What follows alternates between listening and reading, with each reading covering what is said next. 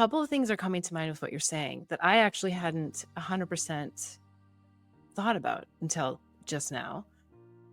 Because narcissism is kind of becoming this big buzzword. I think it's overused at times. I think it's inappropriately used. And I also want to honor that there's a spectrum of narcissistic behavior. And I think when we want to label someone that, we should be very cautious. And that my intention here today too is to pull out the threads of what are the behaviors that are leading into this narcissist or high on the spectrum that we want to bring awareness to.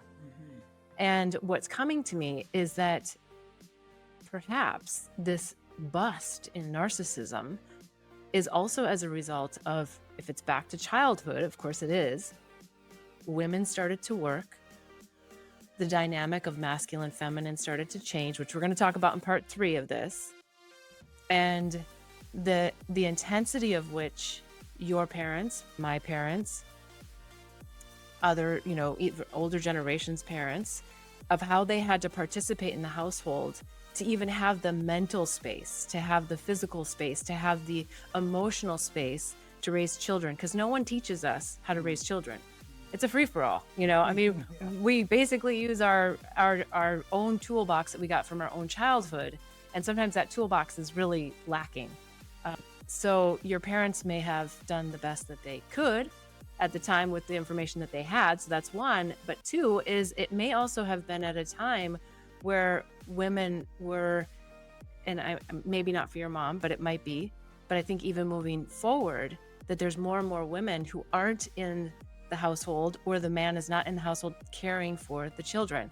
They're busy working. And I'm wondering how that thread is also impacting our children, has impacted our children generations prior. That, you know what I'm saying? Like to just exactly. Not be there and have that. I know exactly what you're saying. Relevant to my particular situation, that my mom was a real forerunner in going to work, because in the 60s, she had her own clothing line, and she was very absent, and there was somebody in the home, taking care of the children. And, right. And so there was quite a bit of that. I mean, in the dynamic, in the proliferation of women working in the workplace, so to speak, and just to survive these days. I mean, my goodness, I can't even imagine. And two parents working, or even the proliferation of single parent homes. Yes.